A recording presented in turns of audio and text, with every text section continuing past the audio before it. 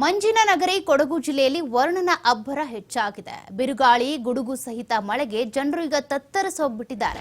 ಕುಶಾಲನಗರದಲ್ಲಿ ತಗ್ಗು ಪ್ರದೇಶಕ್ಕೆ ನೀರು ನುಗ್ಗಿರೋದ್ರಿಂದ ಮನೆಗಳಿಗೂ ಕೂಡ ನೀರು ನುಗ್ಗಿದೆ. ಮಳೆ ನೀರು ಮನೆಗಳಿಗೆ ಬರ್ತಾ ಇರೋದ್ರಿಂದ ಜನರು ಹೈರಾಣಾಗಿ ಹೋಗಿದ್ದಾರೆ.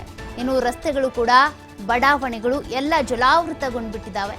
ಹೀಗಾಗಿ ಜನರು ಈಗ ಪರದಾಟ ನಡೆಸ್ತಿದ್ದಾರೆ. ಮನೆಗಳಿಂದ ಹೊರ ಬರೋದಕ್ಕಾಗ್ತಾ ಇಲ್ಲ, ಕೆಲಸ ಕಾರ್ಯಗಳಿಗೆ ಹೋಗೋದಕ್ಕಾಗ್ತಾ ಇಲ್ಲ.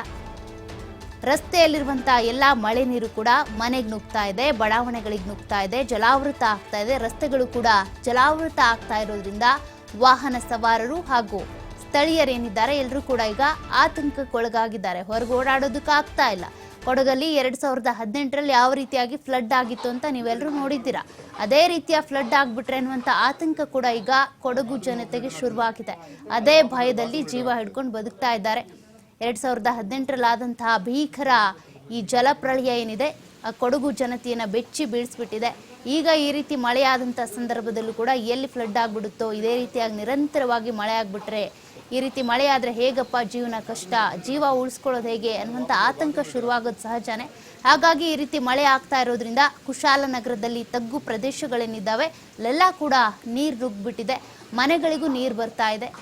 ಬಡಾವಣೆಗಳು, ರಸ್ತೆಗಳು ಎಲ್ಲ ಕೂಡ ಜಲಾವೃತ ಆಗಿರೋದ್ರಿಂದ ಜನರು ಈಗ ಆತಂಕದಲ್ಲಿದ್ದಾರೆ. ಹೇಗೆ ತಮ್ಮ ಕೆಲಸ ಕಾರ್ಯಗಳನ್ನು, ದಿನನಿತ್ಯದ ಕಾರ್ಯಗಳನ್ನು ಮಾಡ್ಕೊಳ್ಳೋದು, ಕೆಲಸಕ್ಕೆ ಹೇಗೆ ಹೋಗೋದು ಅನ್ನುವಂಥ ಭಯ, ಆತಂಕ ಈಗ ಶುರುವಾಗಿದೆ.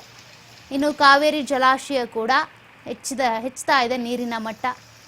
ಹಾರಂಗಿ ಜಲಾಶಯದಲ್ಲೂ ಕೂಡ ನೀರಿನ ಮಟ್ಟ ಹೆಚ್ಚಾಗ್ತದೆ. ಈ ರೀತಿಯಾಗಿ ಕೊಡಗಿನಲ್ಲಿ ಮಳೆ ಆಗ್ತಾ ಇರೋದ್ರಿಂದ ಒಂದು ಕಡೆ ನೀರು ಪ್ರಮಾಣ ಹೆಚ್ಚಾಗ್ತಾ ಇದೆ, ಮಂಡ್ಯ ಡ್ಯಾಮ್ಗಳು ತುಂಬ್ತಾ ಇದ್ದಾವೆ ಅನ್ನುವಂಥ ಸಂತಸ ಇದ್ದರೆ, ಇನ್ನೊಂದು ಕಡೆ ಮಳೆಯಿಂದ ಅವಾಂತರಗಳು ಹೆಚ್ಚಾಗ್ತಾ ಇದ್ದಾವೆ ಅಂತ ಸ್ಥಳೀಯರು ಆತಂಕದಲ್ಲಿದ್ದಾರೆ.